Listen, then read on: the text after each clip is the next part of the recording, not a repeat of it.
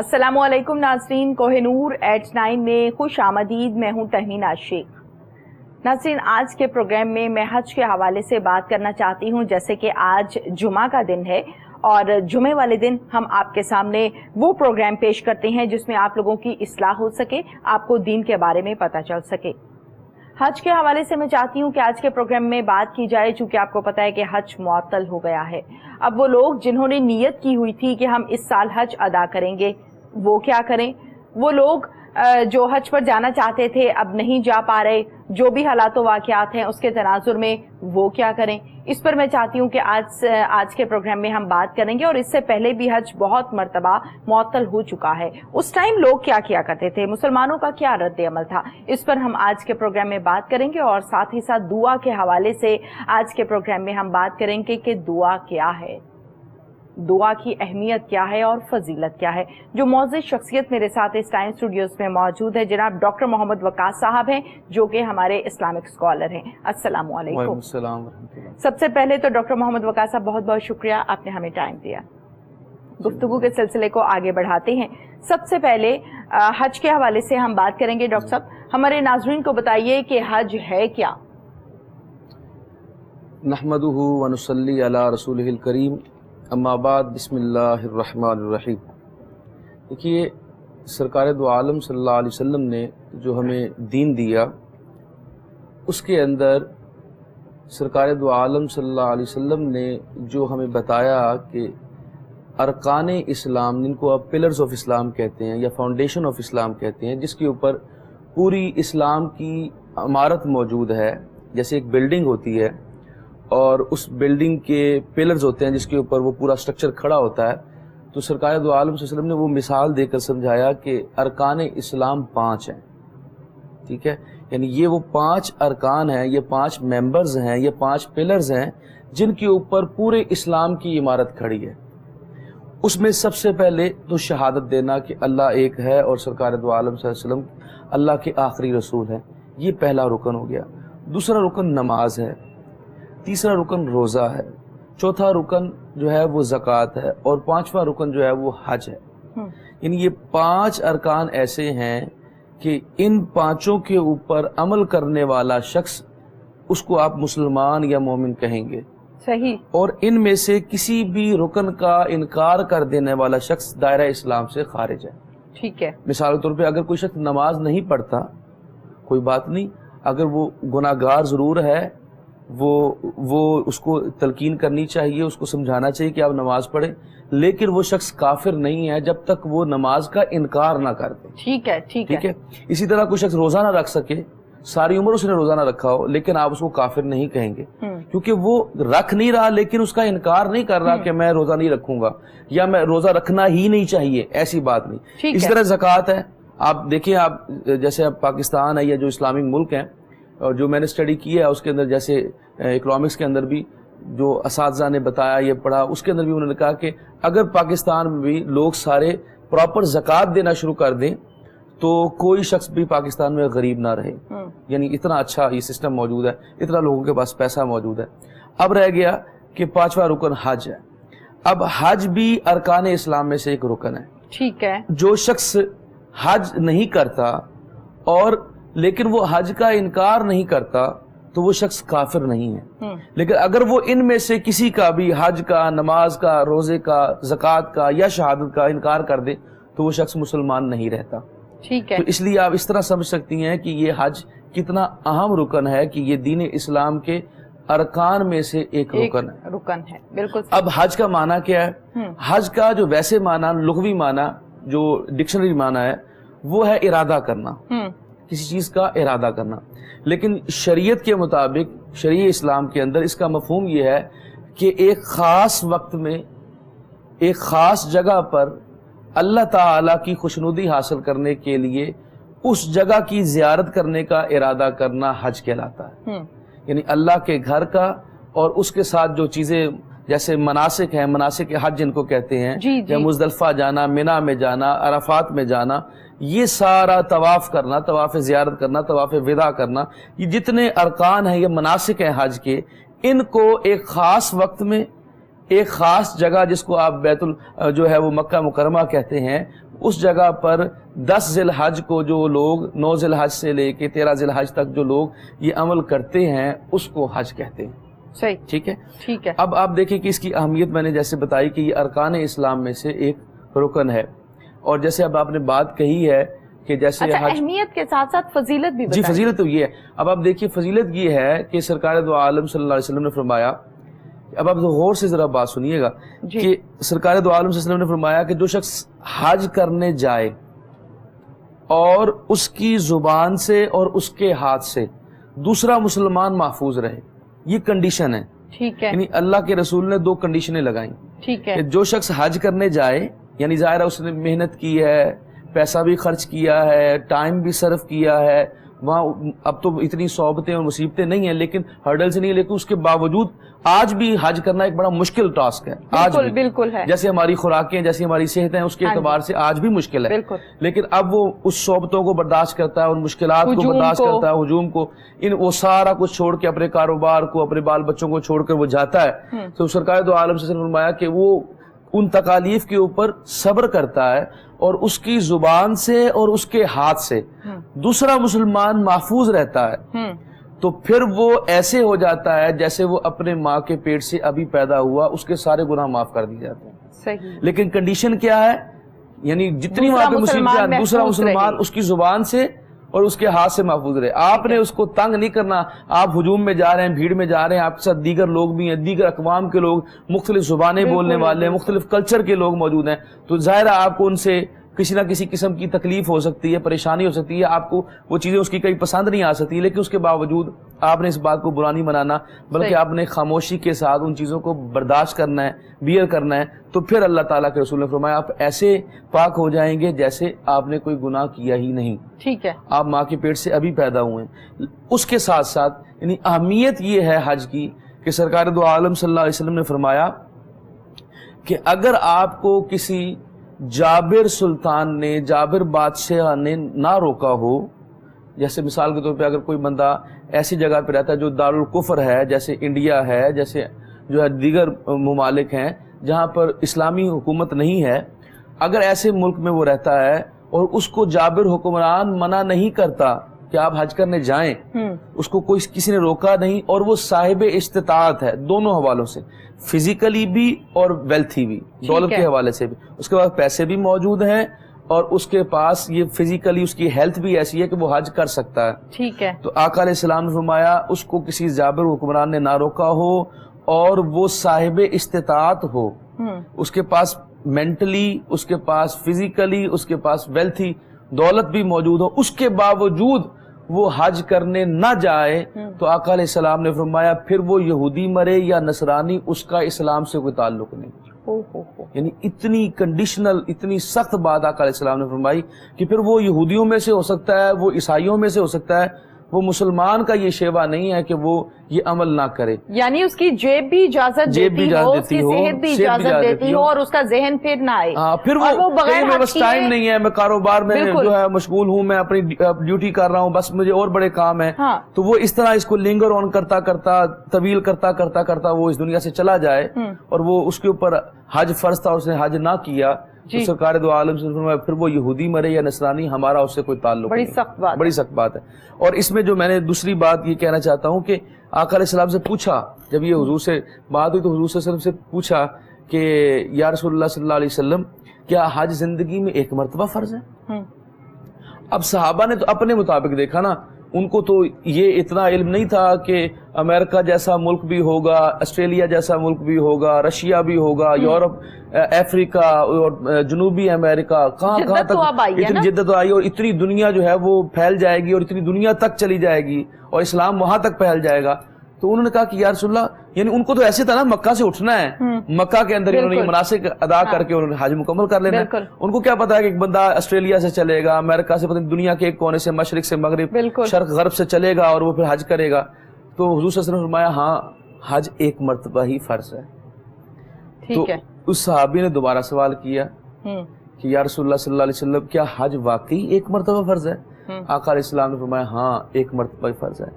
اس صحابی نے پھر سوال کیا, کیونکہ ان کے ذہن میں یہی بات ہے جو میں نے بتائی کہ یہ کون سا اتنا مشکل کام ہے, یہاں پہ موجود ہے بندہ حج کر لیتا ہے. لیکن حضور صلی اللہ علیہ وسلم کیونکہ آپ دیکھ رہے ہیں قیامت تک کے واقعات کو دیکھ رہے ہیں، میرا امتی کہاں کہاں ہوگا اور اس کو کتنی کتنی مشکلوں کا سامنا کرنا پڑے گا حج کرنے کے لیے، تو آقا علیہ السلام نے فرمایا ہاں ایک مرتبہ فرض ہے۔ جب اس صحابی نے تیسری مرتبہ پوچھا نا تو سرکار دو عالم صلی اللہ علیہ وسلم جلال میں آ گئے، آپ غصے میں آئے، اور آقا علیہ السلام نے فرمایا تم بنی اسرائیل کی طرح زیادہ سوالات نہ کیا کرو، کیونکہ پچھلی قومیں زیادہ سوالات کرنے سے اپنے آپ کو ہلاک کر بیٹھی ہیں، جیسا کہ موسیٰ علیہ السلام کی قوم تھی، ان کو موسیٰ علیہ السلام بنی اسرائیل کی قوم کو یہ کہا تھا کہ سورہ بقرہ جو نازل ہوئی ہے تو سورہ بقرہ کے اندر یہ واقعہ لکھا ہوا ہے، ان کو صرف یہ کہا تھا کہ آپ جناب ایک بچڑا جو ہے وہ ذبح کر دیں۔ اب وہ جان کے پوچھتے رہے کہ آپ اللہ سے یہ پوچھیں کہ بچڑا کس رنگ کا ہونا چاہیے، کتنی عمر کا ہونا چاہیے، کس سائز کا ہونا چاہیے، ٹھیک ہے، کیسا ہونا چاہیے، کیسا دکھنا چاہیے، تو جتنا وہ پوچھتے گئے اتنا وہ کنڈیشنلائز ہوتا گیا کہ بچڑے کا یہ رنگ ہونا چاہیے، بچڑے کی یہ عمر ہونی چاہیے، تو اتنی وہ پریشانیاں ان کے اوپر آتی گئیں، سوال سے سوال۔ اس لیے آقا علیہ السلام نے فرمایا اگر میں کہہ دیتا کہ حج ہر سال فرض ہے تو اللہ ہر سال فرض کر دیتا، اللہ، کیونکہ اتھارٹی سرکار دو عالم صلی اللہ علیہ وسلم کی ہے۔ اگر آپ کہہ دیتے آپ کا اختیار ہے، اگر آپ فرما دیتے کہ ہر سال حج فرض ہے تو پھر ہر مسلمان پر ہر سال فرض ہو جاتا تو یہ کتنا ہی شاک ہوتا مسلمانوں کے لیے، کتنا ہی بیئربل ہوتا۔ تو سرکار دو عالم صلی اللہ علیہ وسلم نے فرمایا کہ مجھ سے اتنے سوالات مت کیا کرو۔ تو ہم جس طرح حج کے بارے میں بتا چکے ہیں اس کی اہمیت اور فضیلت، جی بالکل، اب ہمارا جو نیکسٹ بات بنتی ہے وہ یہ اچھا یہ بتائیے ڈاکٹر صاحب کہ بہت سے لوگ یہ پورے سال میں کچھ اپنی چیزیں جو ہیں اس بارے میں پلاننگ کر لیتے ہیں، لائف کے بارے میں بھی، حج اور عمرے کے حوالے سے بھی، شادی بیاہ کے حوالے سے بھی۔ آج چونکہ ہم حج کے حوالے سے بات کر رہے ہیں تو میرا آپ سے یہ سوال ہے کہ ہم لوگ اکثر اوقات یہ پلان کر لیتے ہیں کہ اس سال ہم حج ادا کرنے جائیں گے پوری فیملی، یا میں جو بھی ایک سلسلہ ہوتا ہے، اس سال ہم عمرہ ادا کرنے جائیں گے۔ اب جس نے یہ نیت کر لی اور یہ سوچ لیا کہ حج کا ٹائم جب آئے گا تو ہم حج ادا کرنے کے لیے جائیں گے، اب صورتحال ایسی ہو گئی کہ حج ادا کرنے نہیں جا پا رہے، وہ کیا کریں؟ اس میں یہ ہے کہ پہلی بات تو یہ کہ جو عمرہ کرنا ہے نا وہ تو سنت ہے، وہ تو ہم پر فرض نہیں ہے، وہ تو سرکار دو عالم کی سنت ہے، جو ادا کر لے ٹھیک ہے، جو نہ کر سکے کوئی حرج نہیں ہے، اس سے قیامت والے دن اس کے بارے میں سوال نہیں ہوگا عمرے کے بارے میں۔ اب حج کے بارے میں جو بات ہے، کیونکہ حج میں نے بتایا کہ ارکان اسلام میں سے ہے اور وہ فرض ہے، فرض عین ہے، اور وہ ہر صاحب استطاعت کے اوپر فرض ہے، بالکل۔ تو اب جس طرح آپ نے کہا کہ ہر بندہ پلاننگ کرتا ہے کہ اس سال میں حج پہ جاؤں گا یا اگلے سال حج کرنے جاؤں گا، تو جس طرح کی ابھی کنڈیشنیں ہو چکی ہیں، تو اس سے پہلے بھی کئی مرتبہ جب ہماری مسلمانوں کی آپس کی چپکلش اور اسی طرح کا خلفشار اور ڈکلائن اور آپس میں ایک دوسرے کے بارے میں الزامات اور جیسے حکومتیں کرتی ہیں، اس طرح کئی مرتبہ بارہا مرتبہ ایسے معاملات تاریخ اسلام میں ہو چکے ہیں، اور ان کی وجہ سے حج جو ہے وہ کئی مرتبہ معطل ہو چکا ہے، ٹھیک ہے، یعنی کنڈیشنیں ایسی ہیں کہ مکہ کے بارڈر کے اوپر فوجیں کھڑی ہیں، دوسری طرف سے فوجیں کھڑی ہیں، یا بعض اوقات جیسے تاتاری آئے تھے تو ان کی فوجیں کھڑی ہیں تو ان کے ساتھ لڑائیاں ہو رہی ہیں، تو لوگوں کو یہ اویلیبلٹی نہیں تھی کہ شہر مکہ کے اندر اتنا امن ہو کہ لوگ آرام سے حج ادا کر سکے، تو اس لیے کئی مرتبہ حج جو ہے وہ معطل ہو چکا ہے۔ اب جیسے معطل ہوا، جیسے اب لوگ پلاننگ کرتے ہیں، اس کے اندر یہ ہے کہ آپ کو اس کی نیت کرنے کا ثواب مل گیا، لیکن اس کا یہ ہرگز مطلب نہیں ہے کہ وہ آپ کا رکن ادا ہو گیا، ایسا نہیں ہے۔ جب آپ کو موقع ملے گا، اللہ تعالیٰ آپ کی زندگی رکھے اور آپ کو موقع ملے تو آپ حج کرنے جائیں گے، وہ فرض ختم نہیں ہوا کہ اس سال نہیں آپ کر سکے تو وہ معطل ہو گیا تو اب آپ اگلے سال آپ کے لیے ختم ہو گیا، جی میں نے تو پچھلے سال ادا کیا تھا اور اب میرے اوپر تو وہ تو مجھے جانے دیا یہ نہیں گیا، لہٰذا اب میرے اوپر سے یہ فرض ختم ہو گیا، ایسا نہیں ہے۔ وہ حج جو ہے وہ لنگر ہوا ہے، وہ پینڈنگ ہوا ہے، وہ معطل ہوا ہے، لیکن وہ آپ کے اوپر سے ختم نہیں ہوا، وہ آپ کے اوپر ابھی بھی فرض ہے، ایک مرتبہ آپ کو اوپر ضرور فرض ہے کہ آپ نے جانا ہے، لیکن جیسے اب یہ کنڈیشنیں جیسی ہو چکی ہیں، اب اس کے اندر ذرا آپ بات کو غور سے سنیے اس حوالے سے، وہ یہ کہ سرکار دو عالم صلی اللہ علیہ وسلم نے یہ جو ہمیں پلرز بتائے ہیں، اب ہم ان کے اوپر تو غور کرتے ہیں کہ نماز ہے، روزہ ہے، حج ہے، زکوٰۃ ہے، یہ پلرز ہیں، ان پلرز کے اوپر جو بلڈنگ کھڑی ہے وہ کیا ہے؟ صحیح، یہ بڑی امپورٹنٹ بات ہے، بالکل صحیح، یعنی ایک پلرز آپ نے بنا دیے، آپ نے ایک عمارت بنائی، اس کی آپ نے فاؤنڈیشن رکھی، اس کے اندر سے آپ نے 5 پلرز نکال دیے، ٹھیک ہے، اب آپ نے اس کے اوپر لینٹر ڈالنا ہے، ٹھیک ہے، اس کے اوپر آپ نے مکان ڈالنا ہے، ٹھیک ہے، اس کے اوپر سارے وہ پورا سٹرکچر بلڈنگ کا تیار ہونا ہے، وہ جو فاؤنڈیشن تھی وہ تو آقا علیہ السلام نے بتا دیا کہ یہ ارکان فاؤنڈیشن ہے, ٹھیک ہے, یہ تو اس کی بنیاد ہے. اب اس کے اوپر جو بلڈنگ کھڑی ہونی ہے وہ کیا ہے, وہ کیا ہے, ہم اس کو بھول جاتے ہیں. جو ان ارکان کے اوپر بلڈنگ کھڑی ہونی ہے اس کا نام معاملات ہیں, اس کا نام ہے انسانی حقوق, صحیح, اس کا نام ہے آپ کا دوسرے انسان کے ساتھ, آپ کا دوسرے اپنے ہمسائے کے ساتھ, اپنے ماں باپ کے ساتھ, اپنے جو ہے بچوں کے ساتھ, اپنی بیوی کے ساتھ, اپنی بہن بھائیوں کے ساتھ, آپ کے گرد و نواح کے لوگوں کے ساتھ کیسے تعلقات ہیں, کیسے زندگی بسر کرنی ہے, اس کا نام وہ بلڈنگ ہے. صحیح, ٹھیک ہے. تو ہم مثال کے طور پہ کئی لوگ میں نے دیکھے ہیں کہ ان کے اوپر حج فرض نہیں ہوتا, اس کے باوجود وہ جمع پونجی جمع کرتے کرتے کرتے اور وہ اپنے آپ کے اوپر بوجھ ڈال کر وہ حج کرنے چلے جاتے ہیں. تو اللہ تعالیٰ نے تو اس کا حکم نہیں دیا.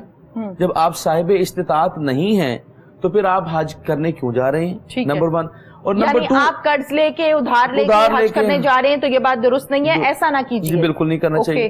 اور سیکنڈ 1 یہ ہے کہ لوگ یہ سمجھتے ہیں کہ ابھی ہم نے بچوں کی شادیاں کرنی ہے اور ہم نے جو ہے ابھی بیٹیوں کو بیانا ہے, بچوں کو بیانا ہے, وہ سارے معاملات کر کے وہ آخری عمر تک چلے جاتے ہیں اور وہ کہتے ہیں اب ہماری جو ہمارے گھٹنے جو ہیں, ہمارے پاؤں جو ہیں وہ دکھنے شروع ہو گئے ہیں, ہم کئی بیماریوں ہمیں لاحق ہو گئی ہیں تو اب ہم حج کرنے جا رہے ہیں. ایسا نہیں ہے. اگر آپ کے اوپر جوانی میں فرض ہو گیا تو آپ اس کو جوانی میں ادا کریں, ٹھیک ہے, اس کو بڑھاپے تک نہ لے کر جائیں, یعنی اس کو لنگر آن نہ کریں. بس ایک دفعہ فرض ہو گیا ہے, آپ کو پتا آپ کی فزیکل کنڈیشن بھی ایسی ہے اور آپ افورڈ بھی کر سکتے ہو, فوراً اس عمل کو پہلے کر لیں تاکہ یہ آپ کے اوپر سے ذمہ داری جو ہے وہ ختم ہو جائے. ٹھیک ہے.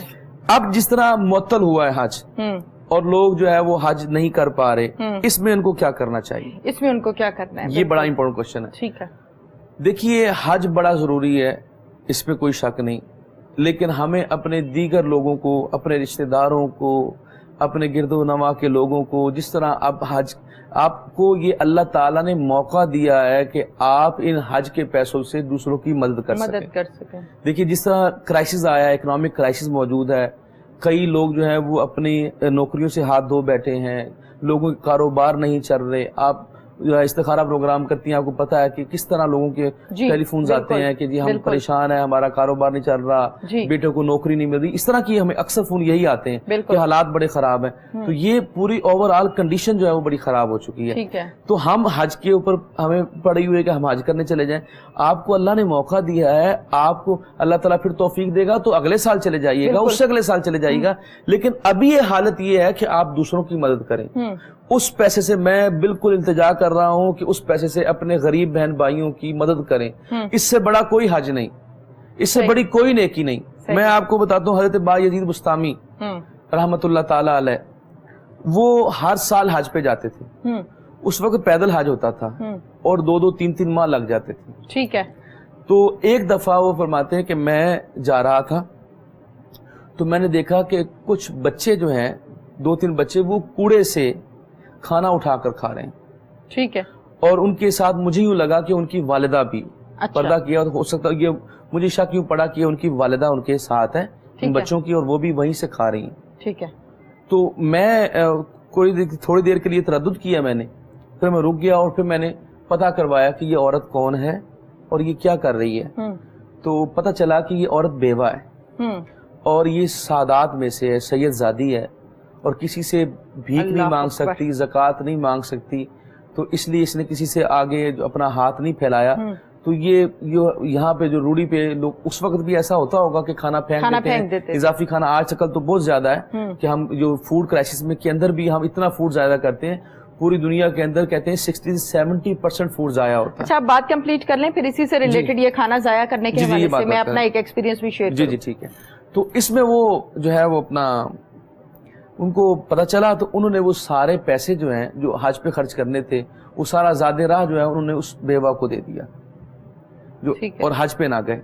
اب وہ جب حج پہ نہ گئے تو ان کو جب رات کو وہ سوئے اور بڑا دل میں ملال تھا کہ اس بار میں آقا علیہ السلام کی بارگاہ میں نہیں جا سکا, اللہ تعالیٰ کا گھر نہیں دیکھ سکا, ایک ہوتا نا افسوس, افسوس کے ساتھ سوئے.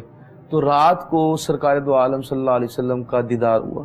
اچھا. اور حضور نے فرمایا جو تو نے میری آل کی لاج رکھی ہے اور ان کی مدد کی ہے, یہ تیرا اللہ تعالیٰ نے حج قبول کر لیا. سبحان اللہ. تمہارا حج یہیں پہ ہو گیا. سبحان اللہ. اور پھر مزے کی بات یہ ہے کہ جو ساتھی آپ کے ساتھ گئے, آپ کے مریدین ساتھ گئے, وہ جب واپس آئے تو انہوں نے کہا با یزید ہم نے تو آپ کو زمزم پر دیکھا تھا, میں نے تو آپ کو جو ہے وہ مزدلفہ میں دیکھا تھا, کوئی کہے میں نے آپ کو عرفات میں دیکھا تھا. وہ بڑے پریشان ہو گئے کہ میں تو گیا ہی نہیں حج پر. یہ کبھی کہتے ہیں میں نے آپ کو طواف کرتے ہوئے دیکھا تھا, کوئی کہتا ہے میں نے آپ کو مزدلفہ میں دیکھا تھا, کوئی کہتا ہے میں نے آپ کو زمزم میں عزت دے, تو میں نے تو آپ کو وہاں دیکھا. بڑے حیران ہوئے کہ یار میں تو گیا ہی نہیں حج پر, یہ کیسا معاملہ ہے. تو آقا علیہ السلام خواب میں آ کر بتاتے ہیں کہ اے با یزید بستامی, اللہ نے تیری شکل کا ایک فرشتہ مقرر کر دیا جو تیری جگہ پہ حج کر رہا تھا, اور وہ اب نہیں, وہ قیامت تک کرتا رہے گا. اللہ اکبر, اللہ کتنا بڑا اجر. اب اس سے پتہ چلے کہ انسانی حقوق کتنے بلند ہیں حج کرنے سے. اور جو آپ نے, جو میں نے کنڈیشن بتائی تھی آقا علیہ السلام کی, وہ بھی یہ کہ آپ کے ہاتھ سے دوسرا مسلمان بھائی آپ کی زبان سے محفوظ رہے, تب آپ کا حج قبول ہوگا. صحیح. یہ نہیں کہ آپ لوگوں کا مال غصب کر کے, لوگوں کو دھوکہ دے کے, حرام مال کما کر, لوگوں کے مالوں کے اوپر قبضہ کر کے, لوگوں کو ادھار نہیں دے رہے, لوگوں کا قرضہ نہیں اتار رہے.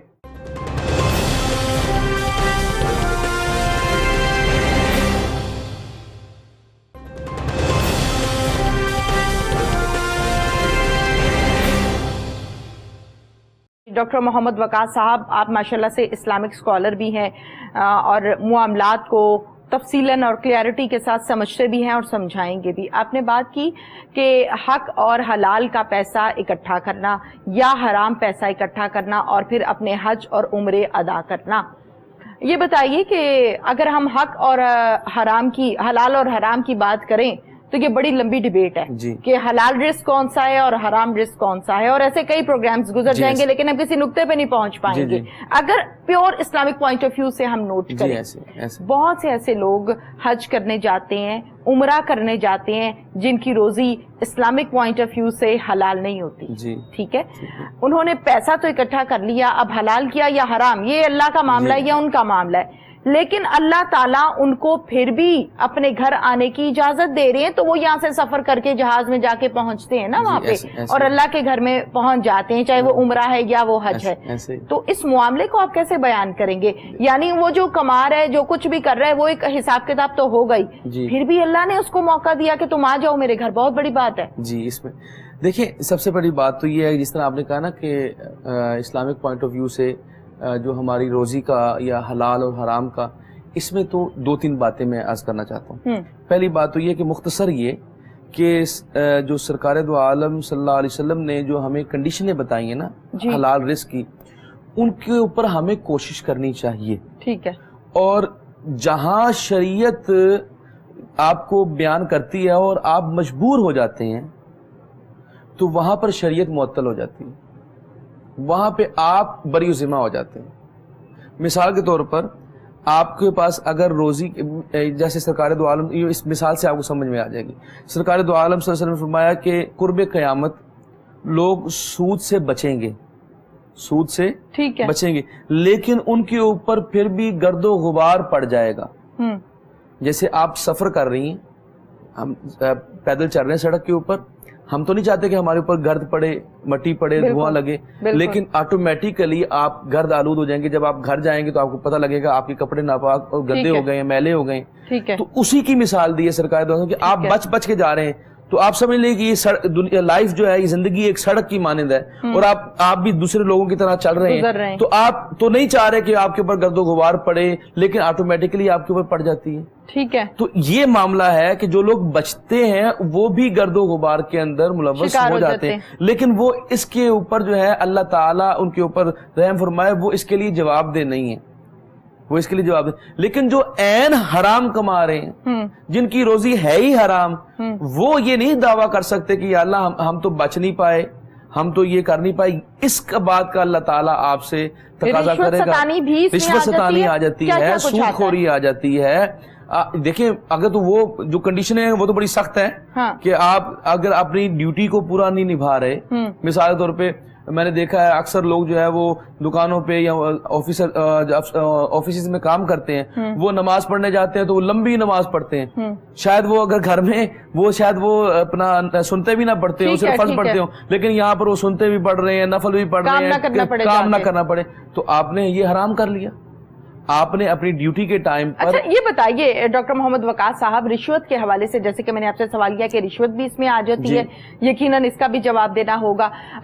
میں یہ چاہتی ہوں کہ آپ کلیئرٹی کے ساتھ بتائیے، فرض کے طور پہ ایک شخص ایسا ہے، ایگزامپل کے طور پہ، کہ وہ کال کروا کے آپ کا مسئلہ حل کروا سکتا ہے، یا اپنے کہنے سے آپ کا مسئلہ حل کروا سکتا ہے، یا جا کے آپ کا مسئلہ حل کروا سکتا ہے، اور کوئی سائل اس کے پاس آ گیا کہ سر میرا یہ کام کر دیں، اب سر نے آگے سے کہا 20,000 دو گے تو کام کروں گا، نہیں تو ایسے میں نے نہیں کرنا، ٹھیک ہے، اب اس شخص نے 20,000 بھی دے دیا اور سر نے جا کے کام کر دیا، یہ رشوت ہے؟ جی بالکل رشوت، یہ ناجائز ہے؟ بالکل ناجائز ہے، یہ ناجائز ہے، اور سرکار دو عالم صلی اللہ علیہ وسلم نے جو یہ حدیث کے الفاظ ہیں نا وہ بڑے امپورٹنٹ ہیں، بتا دیجیے۔ فرمایا الراشی والمرتشی کلاہما فی النار، اب اس میں راشی جو ہے نا وہ رشوت دینے والا ہے، اور مرتشی جو ہے نا وہ رشوت لینے والا ہے، تو حضور صلی اللہ علیہ وسلم نے یہ نہیں فرمایا کہ المرتشی والراشی کلاہما فی النار، یہ نہیں فرمایا، فرمایا رشوت دینے والا اور رشوت لینے والا دونوں آگ میں ہیں، دونوں جہنم میں ہیں۔ ٹھیک ہے، اب اس بات سے آپ ذرا اندازہ لگائیں کہ رشوت دینے والا پہلے جہنمی ہو رہا ہے،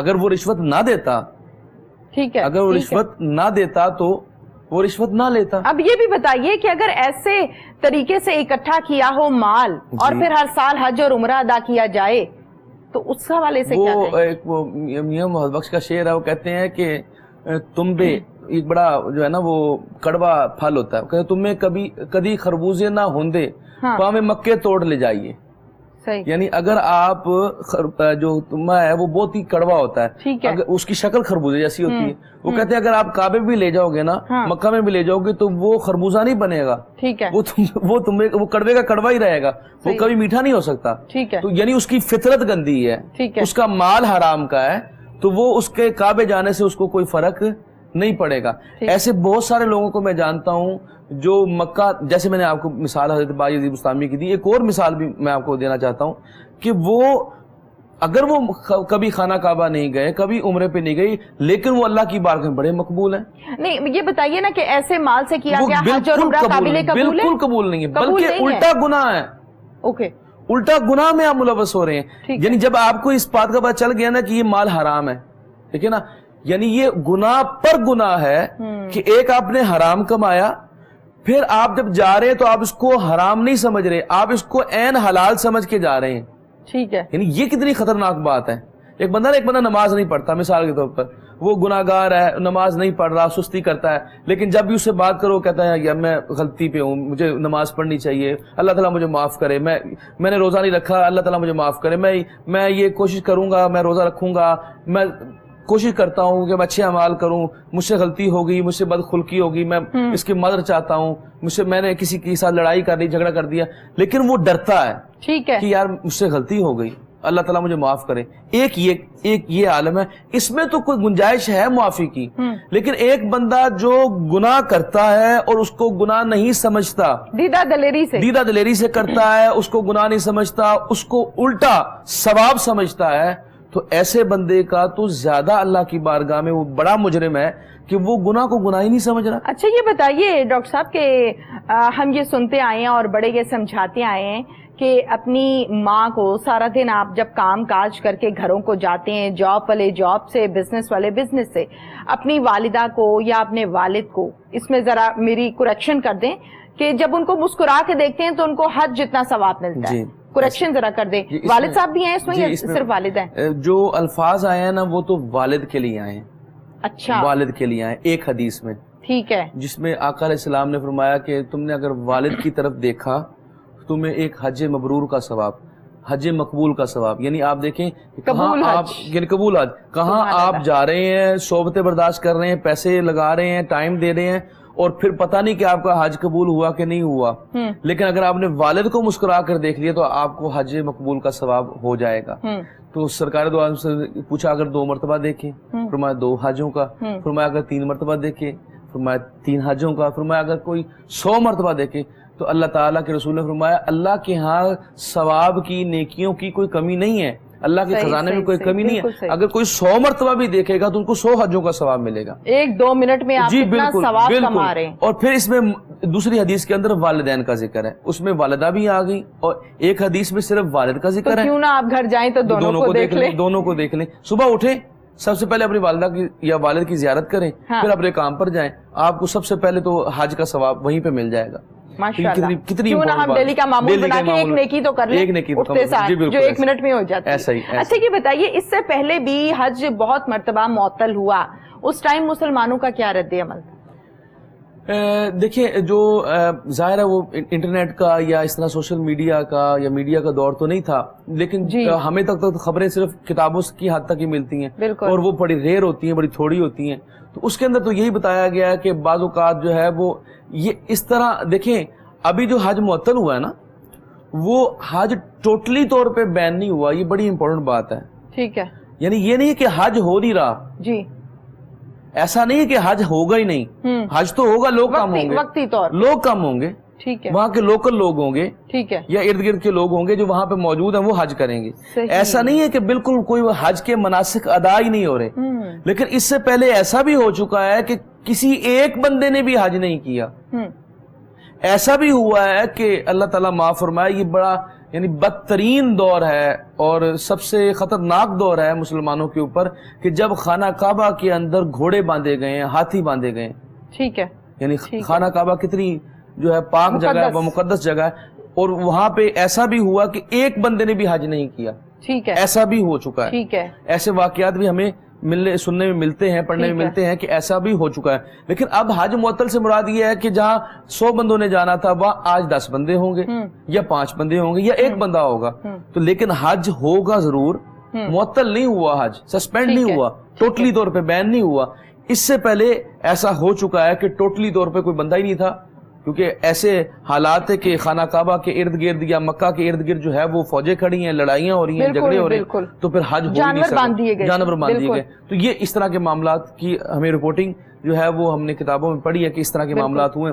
اب جب دیکھیے نا, جیسے سرکار دو عالم سے فرمایا, آپ کو کسی جابر حکمران نے نہ روک رکھا ہو, ٹھیک ہے, تو اس سے مراد یہ کہ اگر فوج کھڑی ہے اور آپ حج نہیں کر پا رہے, تو پھر تو آپ کو قصور نہیں ہے, آپ کا قصور تو نہیں ہے. تو یہ اس میں تو وہ ساری باتیں شامل ہو گئی کہ آپ نے تو آپ کی. اچھا, یہاں پر 2-3 سوال ایسے ہیں جو میں یہ چاہتی ہوں کہ آپ سے کروں, اور میرا یہ ذاتی ایکسپیرینس بھی ہے. آپ نے گفتگو کے دوران جیسے کہ کہا کہ کھانا ضائع کرتے ہیں لوگ, جتنا کھا لیا جو بچ گیا, بجائے اس کے کہ وہ کسی کو طریقے سے دے دیا جائے, اس کو اٹھا کے کوڑے میں پھینک دیتے ہیں. جی ایسے ڈاکٹر صاحب, اللہ نے موقع دیا اور میں بھی عمرہ کرنے گئی, تو میں نے وہاں پر یہ چیز دیکھی, بلکہ یہ چیز میں نے پاکستان میں نہیں دیکھی, یہ چیز میں نے وہاں پر زیادہ دیکھی کہ کھانا بہت زیادہ ضائع کیا جاتا ہے, پورے کا پورا باکس ضائع کر دیا جاتا ہے. اور یہ اسپیشلٹی میں نے خصوصی طور پہ مکہ کی دیکھی ہے کہ جب آپ کھانا خریدنے جاتے ہیں تو اتنے پیسوں میں پاکستان میں آپ کو بڑا معمولی سا, بڑا کم مقدار میں کھانا ملتا ہے, وہاں سے آپ کو اچھا خاصا کھانا زیادہ ملتا ہے. جتنا آپ نے کھانا ہے اتنا آپ کھا لیتے ہیں, باقی اٹھا کے بجائے اس کے کہ کسی کو دے دیا جائے, وہاں پہ اس بات کو معیوب بھی نہیں سمجھا جاتا کہ وہ باسکٹ میں ڈال دیتے ہیں, باسکٹ میں ڈالتے ہیں, اور پورے پورے سفرہ جو ہے اٹھا کے, پورے دسترخوان جو ہے وہ اٹھا کے سمندر برد کر دی جاتے ہیں. بالکل بالکل. اور وہ یعنی ایک المیہ ہے. دیکھیں نا, آپ سرکار دو عالم صلی اللہ علیہ وسلم نے, یہ تو ویسے تو عربیوں سے محبت کرنا, عربی زبان سے محبت کرنا, یہ ہمارے ایمان کا حصہ ہے جی, کہ ظاہر سرکار دو عالم صلی اللہ علیہ وسلم حضور نے فرمایا کہ 3 وجوہات سے آپ عربوں سے یا عربی سے محبت کریں, کیونکہ میں عربی ہوں, قرآن عربی میں اترا ہے, ٹھیک ہے, اور جنتیوں کی زبان عربی ہے. جب ہم جنت میں جائیں گے تو ہماری آٹومیٹک زبان عربی ہو جائے گی, وہاں پہ ہم اپنی لوکل زبان آ بھی جائے گی, آٹومیٹکلی ہم عربی بولیں گے. تو اس لیے عربیوں سے محبت کرنی چاہیے. لیکن جو ان کے یہ معاملات ہیں, ان کے اوپر تنقید کرنے میں احتراماً ان کے ساتھ جو ہے وہ اپنا جو احتجاج ریکارڈ کرانے میں کوئی حرج نہیں ہے. ٹھیک ہے, کہ یہ سارے معاملات ہیں. تو حضور صلی اللہ علیہ وسلم نے یہ بکریاں چرانے والے جب قرب قیامت بڑی بڑی بلڈنگیں بنائیں گے تو یہ قیامت کے قریب کے واقعات ان میں سے ہوگا. اب آپ دیکھیں کہ عربوں کے اندر بڑی بڑی بلڈنگیں بنانے کا رواج ہے. مکہ ٹاور دیکھ لیں آپ, برج الخلیفہ دیکھ لیں, برج العرب دیکھ لیں, یہ بڑے بڑے ٹاور اس وقت بھی دنیا میں سب سے بڑی بلڈنگیں یہیں پر ہیں. تو یہ بڑی بڑی آقا علیہ السلام نے فرمایا بڑی بڑی عمارتیں بنانے پہ فخر کریں گے. ٹھیک ہے, اور اس وقت کوئی سوچ نہیں سکتا تھا, جی اس وقت کوئی سوچ نہیں سکتا تھا کہ یہاں پہ بلڈنگیں بنیں گی. اور اتنی بڑی بلڈنگ, یعنی یورپ کتنی ترقی کر گیا ہے, امریکہ دیکھ لیں, رشیا دیکھ لیں, آسٹریلیا دیکھ لیں, اس کے باوجود بڑی بلڈنگوں کا رواج جو ہے وہ آپ کو عرب کے اندر, مڈل ایسٹ کے اندر نظر آتا ہے. تو یہ سارے معاملات جو ہے آقا علیہ السلام نے فرمایا تھا کہ پھر جب, اور یہ اللہ کا طریقہ کار ہے کہ جو اللہ تعالیٰ کے احکامات پر عمل کرتا ہے, جو محنت کرتا ہے, اللہ تعالیٰ اس کو اس کا اجر دیتا ہے. اچھا یہ بتائیے ڈاکٹر محمد وقاص صاحب, جیسے کہ صورتحال اس قسم کی ہو گئی کہ یہاں سے لوگ اب حج ادا کرنے نہیں جا رہے, اسی طرح سے پلاننگ لوگوں نے عمرے کی بھی کی ہوتی ہے, حج کی بھی کی ہوتی ہے. ایک عمرہ آپ نے جا کر ادا کر دیا, اب ثواب زیادہ لینے کے لیے اکثر اوقات ہم پاکستانیوں کی طرف سے یا اور لوگوں کی طرف سے جب لوگ جاتے ہیں, کتنی دور سے جا رہے ہیں, چلو 2-3 تو کر کے آئیں گے ان دنوں میں. ایک آپ نے ادا کر دیا اور دوسرے کے حوالے سے کچھ شرائط رکھی گئی ہیں, اس کے فاصلے کے حوالے سے شرائط رکھی گئی ہیں, مسجد عائشہ میں جا کے نوافل ادا کر کے آپ احرام باندھ کے آتے ہیں, وہ شرائط رکھی گئی ہیں. دوسرے عمرے کے لیے فاصلہ طے کر کے کچھ لوگ آ گئے ہیں, مسجد عائشہ میں نوافل ادا کر کے نیت باندھ کے احرام باندھ کے آ گئے ہیں, آگے ان کو مکہ کے اندر نہیں جانے دیا جا رہا پابندی کی وجہ سے. تو اس کا ایک جو ادا کرنا ہوتا ہے کہ جی یہ کام آپ نے نہیں کیا تو اب اس کا آپ کو یہ ادا کرنا پڑے گا, تو وہ کیا اس شخص کو ادا کرنا ہے, کیا اس کے شخص کے ذمہ گناہ آتا ہے؟ جی, جو جس کو آپ دم کہتے ہیں نا, جی دم کہتے ہیں, اس میں یہ ہے کہ پہلی بات تو یہ کہ عمرے کے بارے میں یہ ہے, پہلے بتا چکا کہ یہ سنت ہے. ٹھیک ہے, وہ تو آپ کو پہلی دفعہ ہی روک دیا, تو اس میں بھی آپ جو ہے اگر آپ فرض کریں, ابھی بہت زیادہ میرا جو ہے وہ دوست بھی گیا ہوا تھا, تو جب لاک ڈاؤن ہوا تو وہ وہیں پہ تھا, تو اس بیچارے کے ساتھ یہ مسئلہ ہوا کہ وہ 4-5 دن احرام کے اندر بیٹھے رہے. ٹھیک ہے, پھر وہاں پہ مفتیان کرام نے فتویٰ دیا کہ آپ احرام کھول لیں, کہ آپ کو جانے نہیں دے رہے, تو ایسا تو نہیں ہو سکتا کہ اب آپ یہاں پہ بیٹھے رہیں. تو انہوں نے یہ کہا کہ آپ اپنی طرف سے ایک دم دے دیجئے, کیونکہ آپ کے احرام آپ نے باندھ دیے تو آپ کے اوپر احرام کی کنڈیشنیں لگ گئی ہیں. ٹھیک ہے, تو اگر مناسب تو یہی ہے عمل کہ آپ دم دیں گے, لیکن اس دم کا بھی بڑا شرائط بڑی سخت قسم کی ہے کہ خود جانا ہے, خود ڈھونڈنا ہے. ہاں وہ خود ڈھونڈنا ہے, یہ تو شرائط. لیکن آپ اس میں یہ بھی ہے کہ انہوں نے پھر فیسلٹی دی کہ آپ اتنے پیسے جمع کرا دیں, تو ہم آپ کی طرف سے جتنے بھی وہاں پہ عمرہ کرنے زائرین آئے تھے سب کی طرف سے پیسے جمع کرا کے گورنمنٹ نے جو ہے وہ ان کی طرف سے جو ہے وہ دم ادا کر دیا. ایسا ہو سکتا ہے, لیکن اگر اب تو وہ معاملات نہیں ہے, لیکن اس وقت حکومت ایسے نہیں تھی, تو لوگ پرسنلی یہ دم کی ادائیگی کرتے تھے. ایک تو یہ بات ہوگی. دوسری بات یہ ہے کہ عمرہ پہ جائیں تو عمرے کے بعد جو سب سے زیادہ ثواب ہے وہ طواف کرنے کا ہے. ٹھیک ہے, اتنا آپ دیکھیں عمرے کا اتنا ثواب نہیں ہے جتنا طواف کرنے کا ثواب ہے. اس بات کا لوگوں کو نہیں پتا. بالکل, اس لیے اگر آپ نے عمرہ کر لیا ہے تو اس کے بعد اگر آپ نے اپنے والدہ کی طرف سے, کسی بھی رشتے دار کی طرف سے, کسی بہن بھائی کی طرف سے اگر آپ کرنا چاہتے ہیں تو آپ کو چاہیے کہ آپ عمرے کی بجائے ان کی جگہ پہ ان کے لیے طواف کریں.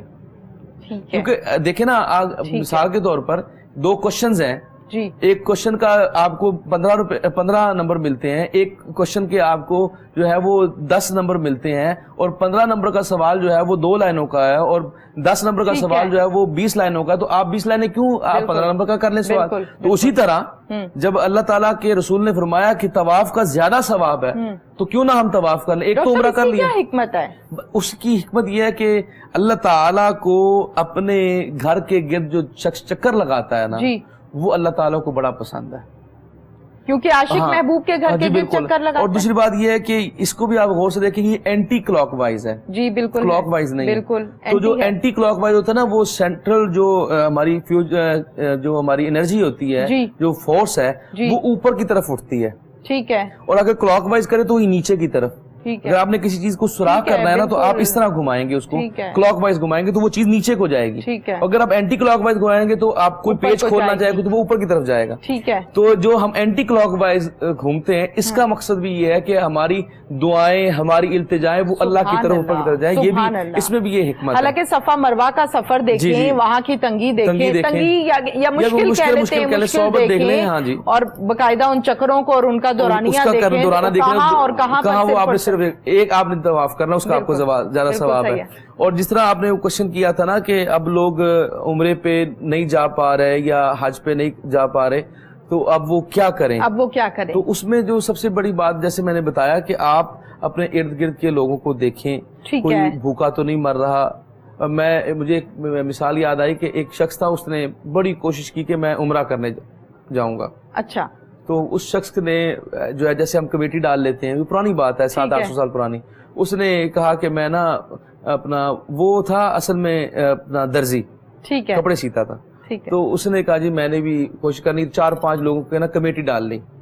ایک بندے کے پاس کمیٹی ڈال دی کہ جی یہ ہم ہر مہینے اتنے پیسے جمع کراتے رہیں گے وقتاً فوقتاً تاکہ ہم جمع ہو جائے تو پھر ہم چلے جائیں. تو جب جانے کا پروگرام بنا تو اس سے پہلے اس نے دیکھا کہ جو ایک شخص ہے وہ پتہ چلا کہ وہ شخص غریب ہے اور اس کے پاس کھانے کو نہیں ہے اور وہ بچے بلبلا رہے ہیں، بھوکے ہیں. تو اس شخص نے کیا کیا کہ اس نے وہ پیسے جس کو جمع کرا دیا، اس کا مجھے ضرورت پڑ گئی ہے، آپ مجھے وہ پیسے مجھے واپس لوٹا دیں. تو اس نے وہ لوٹا دیے. جب حج پہ جانے کا پروگرام ہو تو کہتا یار میں نہیں جا رہا، تو میرے پاس ٹائم نہیں ہے. اس طرح کی اس نے بات کر دی کہ مجھے مصروفیت ہے. تو لوگوں نے اس کو بڑی لان تان کی کہ یہ اس کا تو ارادہ ہی نہیں تھا، اللہ نے اس کو بلایا ہی نہیں تھا، جیسے لوگ کرتے ہیں اپنے ذوق کے مطابق باتیں کر دی. بہرحال وہ چلے گئے. یہ شخص جو ہے یہیں پہ رہ گیا. اب جب وہ عمرہ کر رہے تھے تو وہاں پر ایک شخص بیٹھا تھا جو کہ اللہ کا ولی تھا. جب وہ مطاف کے اندر سویا تو وہاں حضور کی زیارت ہوئی. ٹھیک ہے. اور وہاں پر انہوں نے جو ہے وہ دعا مانگی کہ یا رسول اللہ آپ مجھے بتائیے کہ میں اپنے درجات کو بلند کرنے کے لیے اور اپنی ولایت کو بڑھانے کے لیے، اس کے منازل کے لیے کیا کروں. ٹھیک ہے. تو آپ نے اس شخص کی شکل دکھائی اور کہا کہ آپ اس کو جو ہے وہ لے جائیے، یہ اپنا مصر کے اندر ایک بندہ موجود ہے، وہاں پہ جا کے اس سے ملاقات کیجیے. ٹھیک ہے. اب وہ سمجھے کہ وہ بھی کوئی اللہ کے ولی ہوں گے جن کے پاس بھیجا ہے. اب وہ پتہ کرتے جو ہے نا وہ وہاں پہنچے. اس بندے کا نام لیا تو ساتھ اس نے القابات لگایا، جی میں نے حضرت مولانا ان کے ساتھ ان سے ملنا ہے.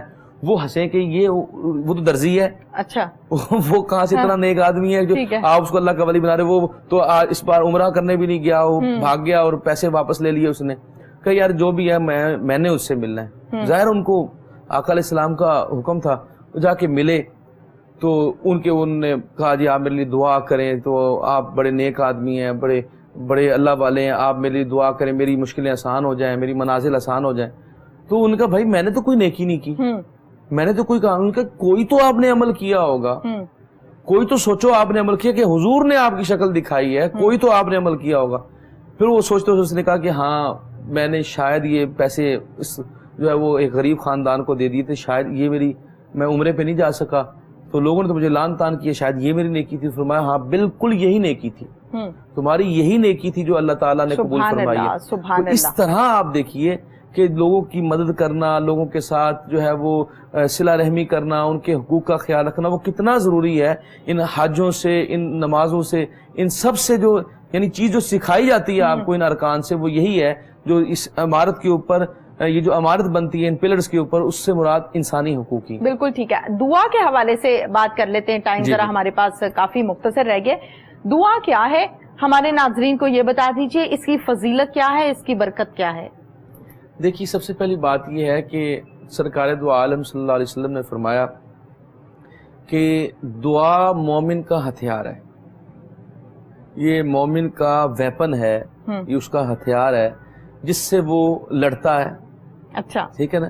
ٹھیک ہے. تو اسی طرح جیسے ایک انسان ہے وہ مشکلات میں ہو، یا وہ دارالکفر میں ہو، یا اس کو خطرہ ہو کہ کوئی نہ کوئی مجھے آفت آ سکتی ہے، کوئی چیز آ سکتی ہے، تو وہ اپنے پاس ایک ہتھیار رکھتا ہے.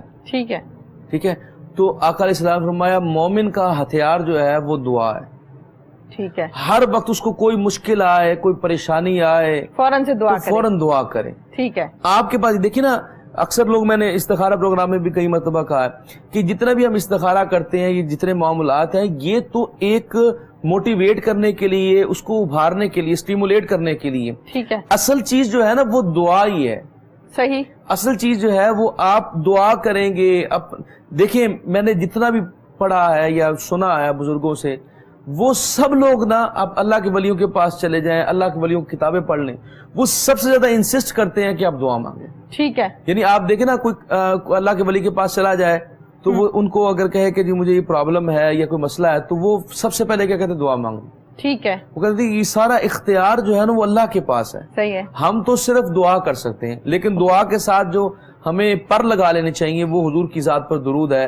حضور کے وسیلے سے دعا مانگیں گے تو اللہ تعالیٰ اس کو ضرور قبول کرے گا. تو اللہ تعالیٰ اپنے بندوں کی اتنی حیا فرماتا ہے کہ ان کی دعاؤں کو رد نہیں فرماتا. اور اس میں ایک بڑی امپورٹنٹ بات وہ یہ ہے کہ اللہ تعالیٰ اپنے نبیوں کی دعا کو کبھی رد نہیں فرماتا. یہ اللہ کا اصول ہے کہ اگر نبی نے دعا مانگ لی ہے نا، دعا مانگ لی، ایک خواہش ہے اور ایک دعا ہے، اگر نبی نے دعا مانگ لی ہے نا تو پھر اللہ تعالیٰ اس دعا کو رد نہیں فرماتا. یہ نہیں کہ فرما نہیں سکتا، ٹھیک ہے، بلکہ اس کا یہ قانون ہے کہ وہ نہیں فرماتا. ٹھیک ہے. اور اگر کسی دعا سے منع کرنا ہو، اللہ نے کوئی کام نہ کرنا ہو تو نبی کو پہلے وحی کے ذریعے آگاہ فرما دیتا ہے. صحیح. کہ یہ آپ نے دعا نہیں مانگنی، یہ میں نے قبول نہیں کرنی. ٹھیک ہے. جیسے حضرت یہ شخص تھا، منافق تھا، رئیس المنافقین اس کو کہتے ہیں، اس کا نام تھا عبداللہ بن ابی. وہ رئیس المنافقین کا لقب ملا کہ منافقوں کا یہ باپ ہے، منافقوں کا سردار ہے. جی. تو اس کے جنازے پہ آقا علیہ السلام پہنچے کیونکہ وہ کلمہ پڑھتا تھا. ٹھیک ہے. تو اللہ نے فرمایا کہ یا رسول اللہ آپ اس کے لیے دعائیں کریں تو میں اس کی دعا کو قبول نہیں کروں، یہ منافق ہے. تو پہلے منع فرما دیا. ٹھیک ہے. اسی طرح آزر کے بارے میں، وہ جو حضرت ابراہیم علیہ السلام کا چچا تھا، تو آپ نے چاہا کہ میں اس کے لیے دعائیں مغفرت کروں تو اللہ نے منع فرما دیا کہ آپ یہ مشرک ہے، مشرک کے لیے جو ہے دعائیں مغفرت نہیں کی جا سکتی. دعا کا صحیح طریقہ کیا ہے؟ اس میں یہ ہے، جیسے سب سے پہلی بات تو یہ ہے کہ دعا اصل میں تو آپ کی نیت اور آپ کی دل کی کیفیت کا نام ہے نا. جب آپ مانگ رہے ہیں اس کے لیے الفاظ جیسے مرضی ہوں، ٹھیک ہے نا، طلب کتنی ہے، جتنی آپ کی اندر سے فیلنگ ہوگی نا اس طرح آپ کی جو ہے وہ دعا کو مانا جائے گا. اور دوسرے نمبر پہ اللہ تعالیٰ نے خود سکھائی ہیں دعائیں، قرآن پاک میں موجود ہیں. تو سب سے زیادہ بہتر یہ ہے کہ آپ قرآنی دعاؤں کو استعمال کریں. جس طرح اپنے دعا مانگتے ہوئے جس طرح مختلف دعائیں ہیں، جیسے ربنا آتنا فی الدنیا حسنۃ وفی الآخرہ حسنۃ وقنا عذاب النار، یا ربنا ظلمنا انفسنا وان لم تغفر لنا وترحمنا لنکونن من الخاسرین، یا لا الہ الا انت سبحانک انی کنت من الظالمین، یا ربنا لا تزغ قلوبنا بعد اذ ہدیتنا وہب لنا من لدنک رحمہ انک انت الوہاب. یہ ساری دعائیں جو ہیں یہ مختلف انبیاء نے اپنے اپنے طریقے سے اللہ تعالیٰ سے مانگی ہیں. ٹھیک ہے. کیونکہ یہ قبول ہوئی ہیں تو ان قبولیت کی وجہ سے ان کو اللہ تعالیٰ نے قرآن پاک میں بیان فرما دیا کہ اگر تم مجھ سے دعا مانگنا چاہتے ہو تو اس طریقے سے مانگو. لیکن اس کے علاوہ بھی جو ہے وہ دعائیں مانگ جا سکتی ہیں. اسی لیے جب دعا مانگتے ہیں تو ایک تو ہم ان قرآنی دعاؤں کو استعمال کرتے ہیں، ان کا جو ہے سب سے زیادہ ذکر کرتے ہیں، اور اس کے ساتھ ساتھ ہم آقا علیہ السلام پر پہلے بھی درود پڑھتے ہیں اور اس کے بعد بھی درود پڑھتے ہیں. ٹھیک ہے. دونوں طرف درود لگا دیں تاکہ اللہ تعالیٰ ہماری دعاؤں کو قبول فرما لے. اب اس میں جو آخری بات وہ یہ ہے کہ دعا کے الفاظ کرتے ہوئے اس کے اندر ڈپریشن یا اس کے اندر نا امیدی نہیں ہونی چاہیے. ٹھیک ہے. بلکہ بڑے مصمم ارادے کے ساتھ، بڑے استقلال کے ساتھ، ڈٹرمینیشن سے دعا مانگنی چاہیے کہ یا اللہ قبول فرما لے، یا اللہ قبول فرما لے. آقا علیہ السلام نے فرمایا کہ جب تم دعا مانگتے ہو نا تو وہ دعا رد نہیں ہوتی. ٹھیک ہے. اس کے کچھ نہ کچھ احوال بدل جاتے ہیں. یا تو اللہ تعالیٰ کے حضور نے فرمایا اس کے 3 عمل ہوتے ہیں، یعنی بے فائدہ نہیں ہے دعا. ٹھیک ہے. یا تو آپ کی وہ دعا اس طرح قبول ہو جاتی ہے کہ جیسے آپ نے دعا مانگی ہے ویسے قبول ہو گئی، ایز اٹ از آپ کا وہ معاملہ حل ہو گیا. ٹھیک. دوسرے نمبر پہ اگر آپ نے دعا مانگی اور وہ قبول نہ ہوئی تو اللہ جانتا ہے کہ آپ کے لیے بہتر کیا ہے، تو اللہ تعالیٰ اس دعا کے ذریعے آپ کے لیے جو بہتر تھی وہ آپ کو عطا کر دے گا. ٹھیک ہے. مثال آپ ایک چیز مانگ رہے تھے، اللہ سے طلب کر رہے تھے، وہ آپ کے لیے بہتر نہیں تھی، تو جو چیز بہتر تھی اللہ نے وہ آپ کو عطا کر دی. اور تیسرے نمبر پر کہ اگر یہ دونوں کنڈیشنیں نہیں ہوئی کہ آپ کو کوئی اس کے بدلے کوئی نعمت بھی نہیں ملی اور وہ دعا آپ کا وہ کام بھی نہیں ہوا، تو پھر تیسرا کام یہ ہوگا کہ وہ دعا آپ کی قیامت کے لیے رکھ دی جائے گی. بالکل. اور اللہ کے رسول نے فرمایا وہ کئی گنا بڑھا کر وہ آپ کے سامنے پیش کر جائے گی کہ وہ بندہ حیران ہو جائے گا کہ یہ کس بات کا ثمر ہے، یہ کس بات کا اجر ہے جو آپ نے مجھے دیا ہے. تو فرمایا یہ تو نے دعا مانگی تھی وہ ہم نے اپنا قیامت کے لیے رکھ لی تھی تاکہ ہم تمہیں اس کو کئی گنا بڑھا کر تمہیں اس کے بدلے میں اجر دے سکیں. یہ بتائیے ڈاکٹر صاحب، پروگرام چونکہ اپنی کلوزنگ کو پہنچ رہا ہے، ٹائم ہمارا کمپلیٹ ہو چکا ہے، میسج آپ نے یہ دینا ہے کہ اکثر اوقات ہم اللہ تعالیٰ سے دعا مانگتے ہیں، فجر، ظہر، عصر، مغرب، عشاء، اور کسی ٹائم اذان ہو رہی ہے بیٹھ کے دعا کرنی شروع کر دی، دعا قبول نہیں ہو رہی. جی. پھر وہی دعا جب ہم ریپیٹ کرتے رہتے ہیں 4-5 مرتبہ یا 6 مرتبہ، تو ہم کہتے ہیں ہماری تو دعا ہی قبول نہیں ہو رہی، نا امیدی سی آ جاتی. پھر کیا کرنا چاہیے یہ بتائیے. دیکھیں سب سے پہلی بات تو یہ ہے کہ اللہ تعالیٰ کی بارگاہ سے نا امیدی تو بالکل کفر ہے نا، وہ تو ہونا نہیں چاہیے.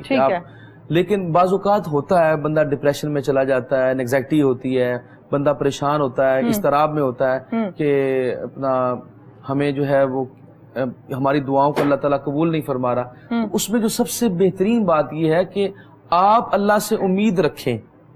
یہ لائف بڑی چھوٹی ہے، وہ اپنے سے نیچے دیکھیں. جیسے شیخ سعدی فرماتے ہیں نا کہ میں اتنا بڑا امام ہوں، اتنی میں نے کتابیں لکھی، اتنے میں نے اپنا لوگ میرے شاگرد ہوئے، تو میں نے دیکھا کہ میرے پاؤں میں جوتی نہیں ہے. تو میں نے دل میں میرے شکوہ سا آیا کہ یا اللہ دیکھو میں اتنا بڑا عالم ہوں، امام مسجد بھی ہوں، اور میں نماز پڑھائی میرے پاس جوتا نہیں ہے. لیکن جیسے آپ باہر نکلے تو آپ نے مسجد کے گیٹ پہ دیکھا کہ ایک شخص موجود ہے جس کے پاؤں ہی نہیں ہیں. تو انہوں نے کہا کہ اللہ کا شکر ہے یا اللہ آپ نے مجھے پاؤں تو دیے. تو جب انسان دعا کرتا ہے اور پھر دیکھے کہ میں جو دعا کر رہا ہوں اس سے نیچے مجھ سے نیچے کتنے لوگ ہیں جو کتنی مشکلات میں ہیں، تو اس سے پھر انسان کے اندر جو ہے نا وہ یہ اللہ تعالیٰ کے لیے شکوے کی جگہ پر اللہ تعالیٰ کے شکر کے الفاظ نکلتے ہیں کہ اللہ مجھ سے کئی گنا لوگ جو ہے وہ کم تر پڑے ہیں، اللہ تعالیٰ کا مجھ پر بڑا کرم ہے، بڑا فضل ہے. بالکل ٹھیک ہے ڈاکٹر محمد وقاص صاحب، بہت بہت شکریہ آپ کا. جی. ناظرین، پروگرام کا وقت اپنے اختتام کو پہنچا. سیم ٹائم سیم چینل پھر سے حاضر ہوں گے. اپنی میزبان تہمینہ شیخ کو اجازت دیجیے. اللہ حافظ.